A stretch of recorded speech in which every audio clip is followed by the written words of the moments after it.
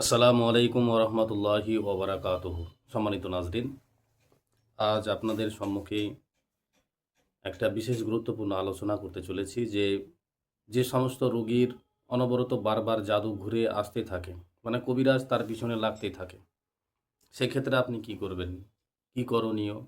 বারবার আপনি মোতাব্বিরের কাছে যাবেন, টাকা খরচ করতে করতে আপনি হ্যারাসমেন্ট হয়ে যাচ্ছেন। হয়তো ব্লাড লক করেনি আপনার, বা আপনার হিজামা দেওয়া হয়নি, বা আপনাকে ঠিকভাবে তদবির দেওয়া হয়নি। সেক্ষেত্রে আপনি কি করবেন? তো খুবই মানে সহজভাবে আপনাদের বোঝাতে চাইছি। যদি আপনি বারবার জাদুগ্রস্তের আক্রান্ত হয়ে যান, যে কোনো প্রকার জাদু হোক, সেখান থেকে আপনি নিজে থেকে হেফাজত কি করবেন, নিজের শরীরকে কিভাবে করবেন, যার জানা আছে তো আলহামদুলিল্লাহ, বিভিন্ন প্রসেস রয়েছে। তারপরেও কিছু কিছু তদবির, আমাদের পরীক্ষিত তদবির আপনাদের মাঝে নিয়ে আসি, সমাজের উপকারের জন্য, সমাজ কল্যাণের জন্য।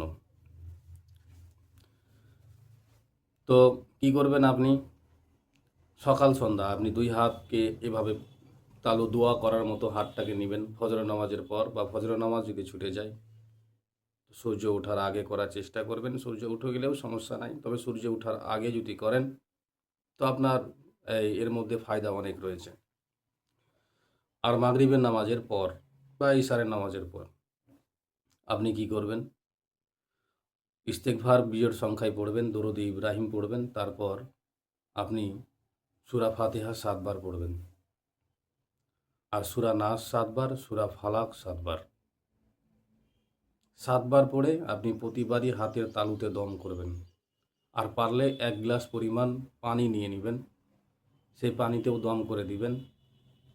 আপনার এই হাতটাতে যখন দম করেছেন, আপনি মাথা থেকে পা পর্যন্ত হাতটাকে নিয়ে যাবেন। হাত যেই সব জায়গায় আপনার শরীরের যাবে, সামনে পিছনে, হাতটাকে আপনি ফেরাবেন। আর যে পানিটা আপনি তৈরি করেছেন, সেই পানিটা আপনি সেবন করবেন। কিছুটা সেবন করবেন, আর কিছুটা আপনি আপনার ঘরের যে রুমে আপনি ঘুমাচ্ছেন সেই রুমের চারদিকে হালকা করে হাতে করে ছিটাবেন। প্রয়োজনে দেওয়ালেও ছিটাতে পারেন হালকা হালকা করে। এর পাওয়ার বলে তো আমি শেষ করতে পারবো না, তবে ক্ষুদ্র সংখ্যায় একটু বলি যে এতটি পাওয়ার রয়েছে, এত রয়েছে। এর প্রত্যেকের আয়াত যা আপনি পড়ছেন, এর মধ্যে মক্কেল জাগ্রত হয়ে যায়।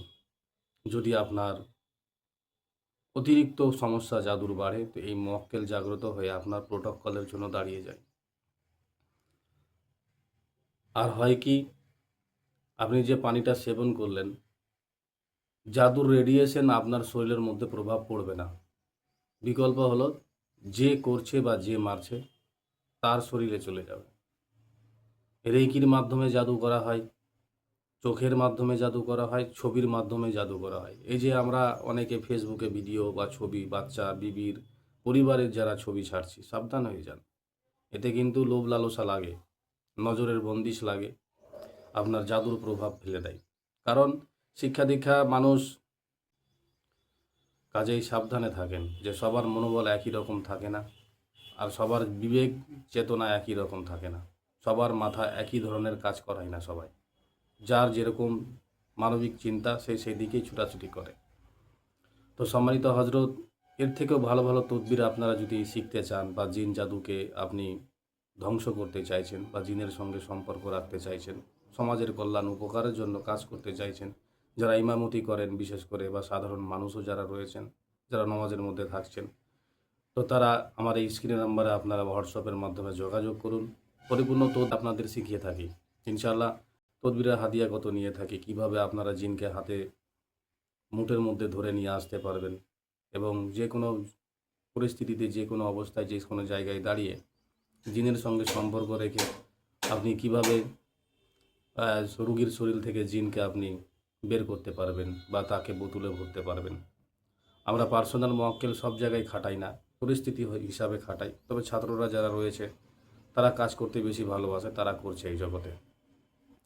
তবে আমি মাঝে মধ্যে ট্রিটমেন্টও করে দিই, আবার আপনাদের মাঝে ক্লাসের ভিডিও নিয়ে আসি। তো সম্মানিত হজরত, কথার মাধ্যমে, ভাষার মাধ্যমে যদি ভুল ত্রুটি হয়ে থাকে, আমি আপনাদের কাছে ক্ষমা চাই। আসসালামু আলাইকুম রহমতুল্লাহি ওয়া বারাকাতুহু।